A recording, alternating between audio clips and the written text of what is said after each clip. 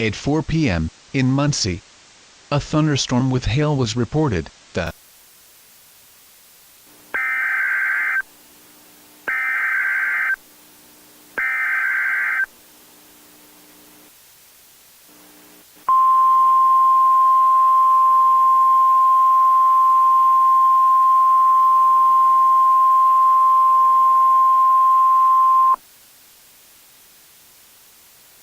flash flood emergency for central Blackford County. The National Weather Service in northern Indiana has issued a flash flood warning for central Blackford County until 11 p.m. Eastern Daylight Time.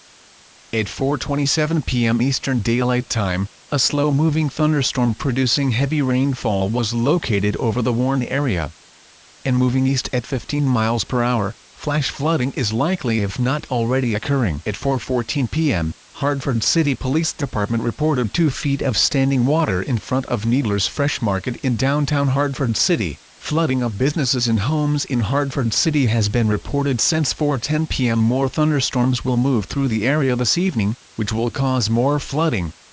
This is a particularly dangerous situation. Seek higher ground now. This is a flash flood emergency for central Blackford County. Turn around, don't drown when encountering flooded roadways.